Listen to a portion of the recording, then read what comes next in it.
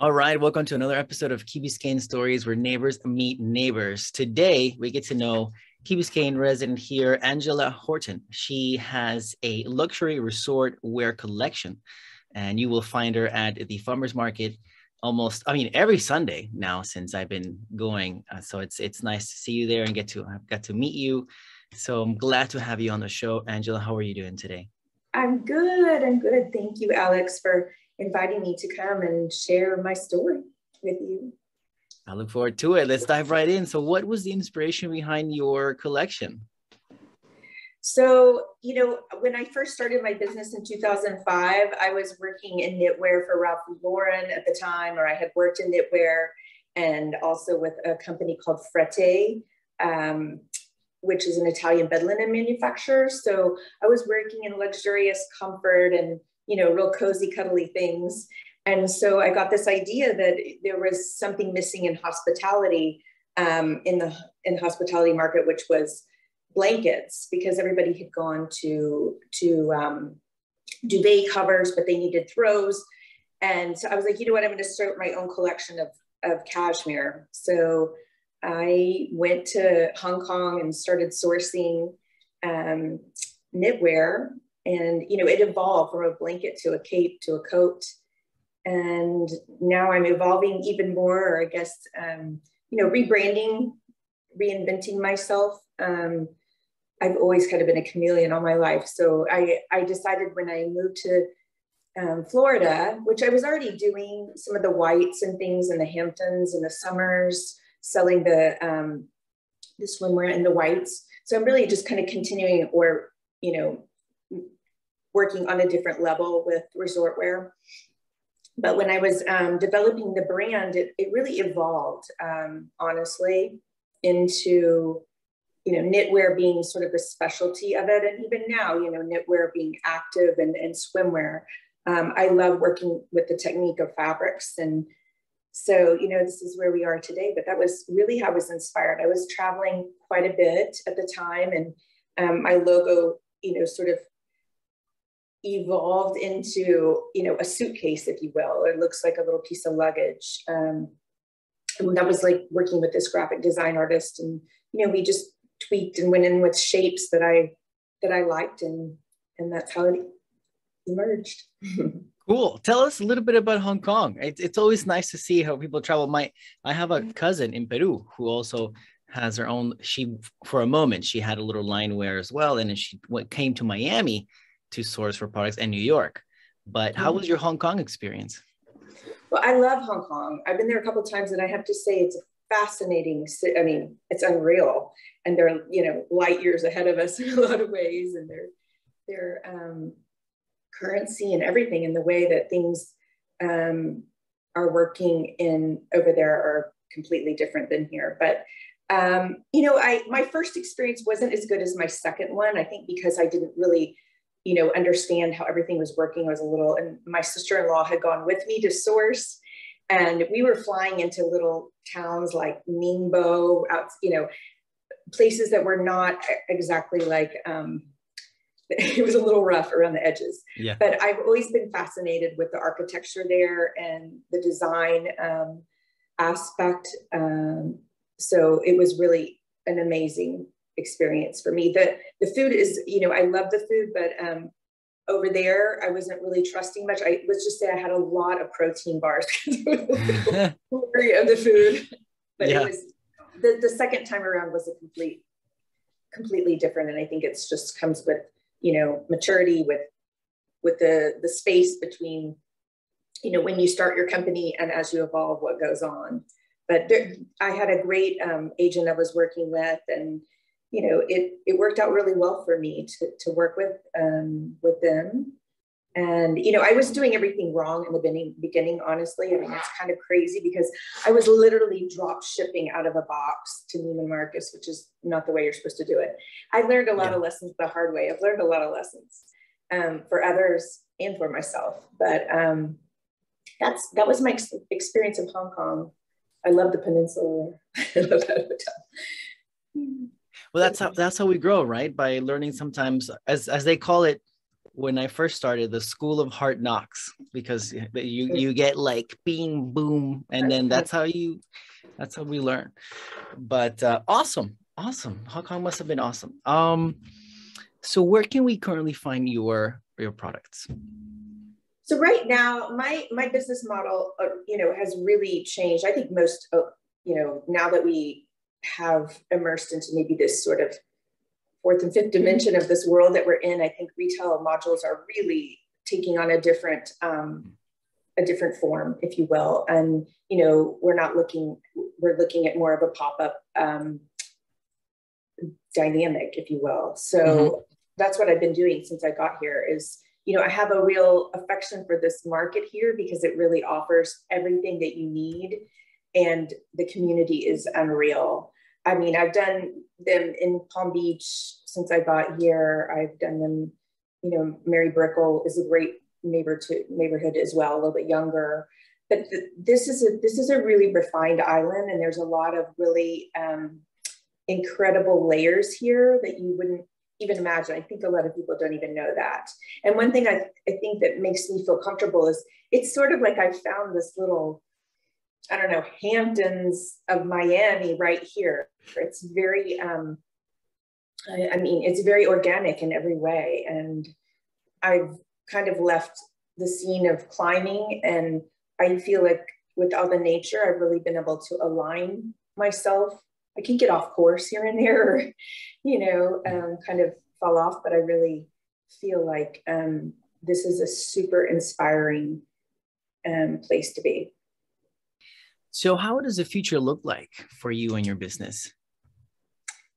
So, well, the future looks really bright, actually. I think there's a lot of things on the horizon. I'm working on a business plan, very concise, sort of deep and narrow in swimwear. And cover-ups, and I am working with Columbia, which is a very exciting step. We're doing all handmade stuff, so it's going to be about 6-8 months from now, but that's giving me time to really get on the back end of this in terms of operating, because I really have grown exponentially actually in the last year and a half just through Instagram.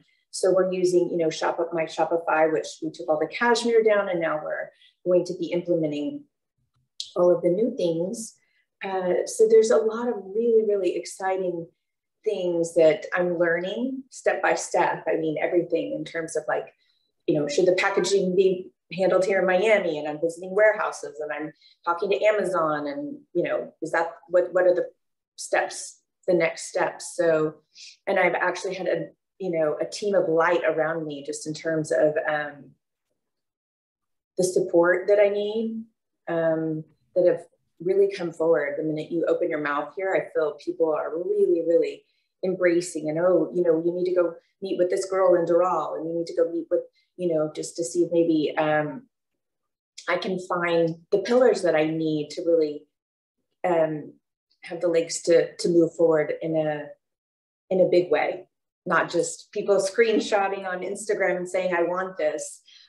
Really doing it properly and having, everything intact. But it's amazing what I've done just with people sending me screenshots. Like, we love what you're doing. And I don't just want this dress, I want this shoe and bag and sunglass. And so the whole 9 yards, which is fabulous. And Saks Fifth Avenue has been really a great platform as well. And I'm really grateful to have had that sort of camaraderie between New York and Florida. There's a good marriage there. So, talking about New York and Florida, you came down from New York down to South Florida. So that must have been an interesting journey. And then you ended up here in Key Biscayne. Can you tell us a little bit of that journey? Yeah.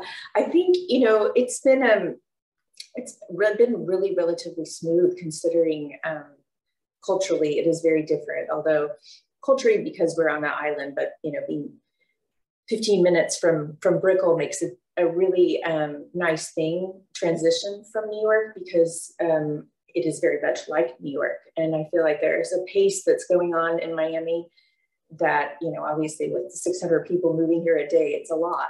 So I think there's such a juxtapose going on that you don't feel like you really left that. There are so many New Yorkers here. You know, there's, I feel like people are coming by my booth every Saturday saying, you know, I'm from New York, I'm from the North, it could be, you know, Boston, wherever.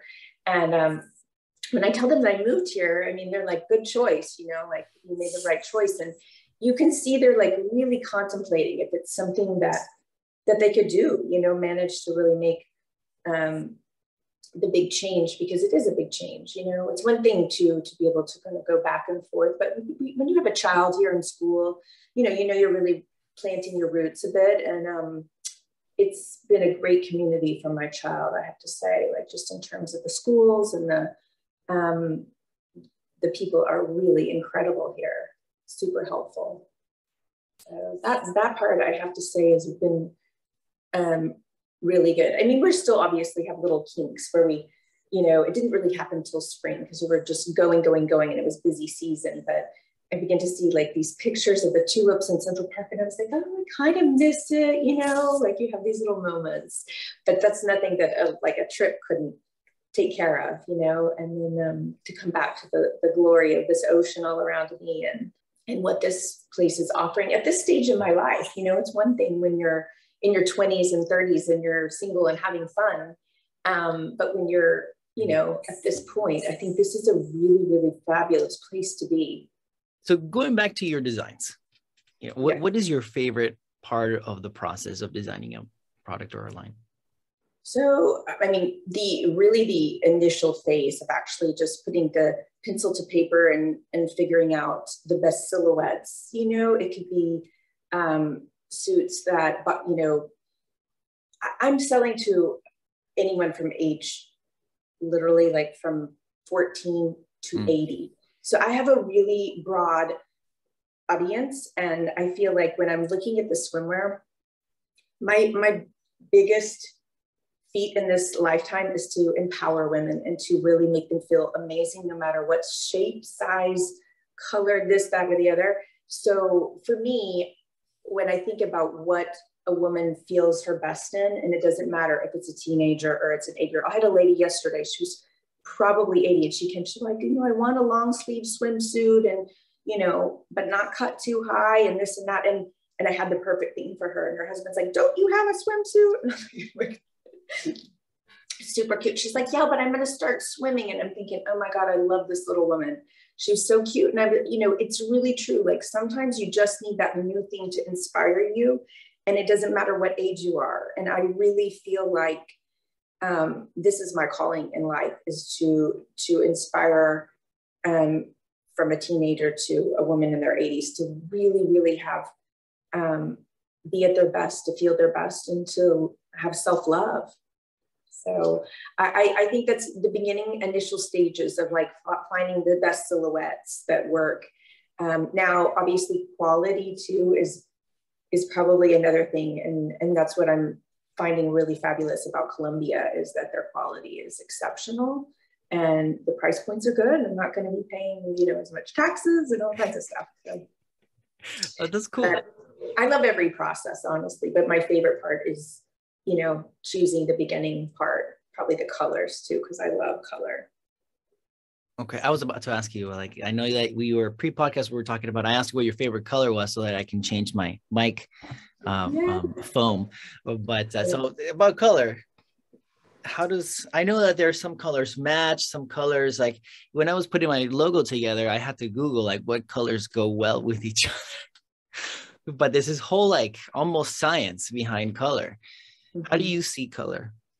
Oh, so color for me is something tremendous. I mean, when I close my eyes and I meditate every morning, my glory is when I see the colors before my eyes, when, you know, things, because I know I'm in this sort of transcendental state where I can just release my ego or release anything and be in the place of, you know, the beginning. And so, you know, aligning my chakras and being in that point. So when you ask me a favorite color, that is probably a very difficult question, because I love every color and I have such an appreciation, especially for a bright white, because I think white is just as peaceful as it gets. And, you know, I love the sun. As you can see, I use my SPF, but I really love the light.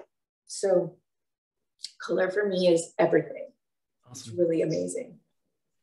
So let me ask you about a little bit about Key Biscayne. Now that we know you came down from New York, you're enjoying the farmers market, you have your family here.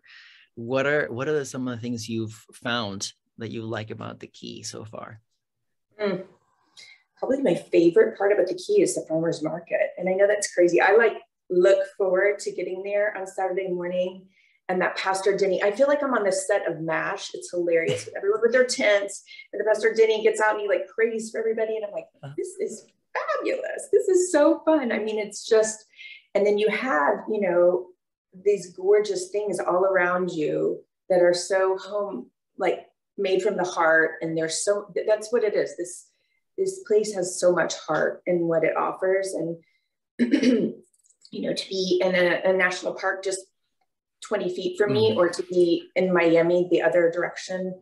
I think it's absolutely as good as it gets. I don't know how it could get much better. It's really heavenly here.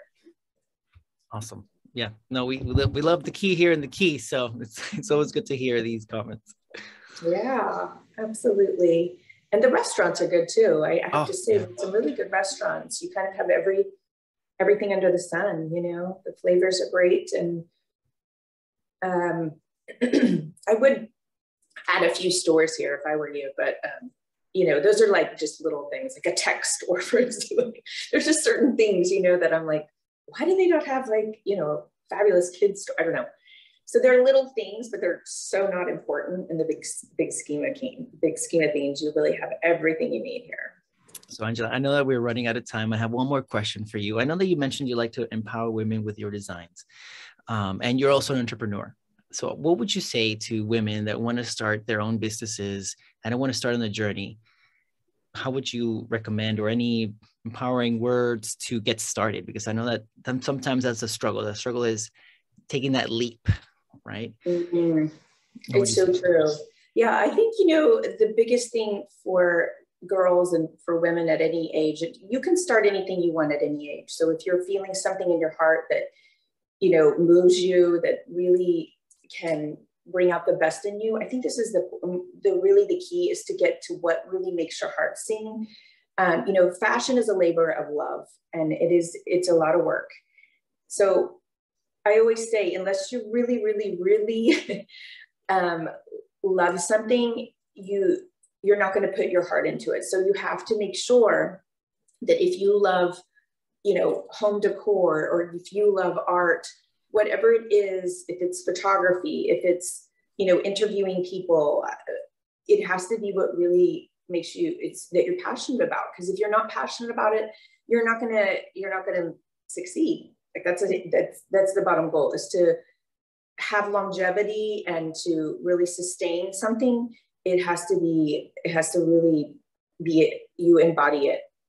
So I think it's starting from a place of that, whether it's you make a vision board of what it is that really works for you, whether it's becoming the best swimmer, or becoming whatever it is in anything, any business, you have a thing for cleaners. You want to start a cleaners because your parents have it, but maybe also not always doing, things that are expected from family, or, everybody's going to have their opinion on what people should do these days. And there are so many different opportunities that if you just knock and you try and you go, a lot of times you find that this opens the door for you.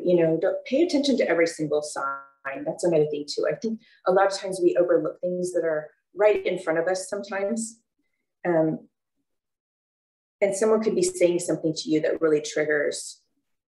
And the minute you open your eyes and your ears to that, things really can take off. So pay attention to the things around you. I think it's really important. That's fair.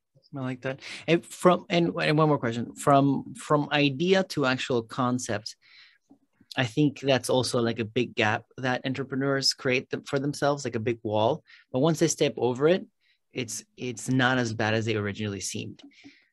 Could you identify with that? Maybe when you were thinking about the idea and then actually making it a reality was not as hard as it may have seemed at first?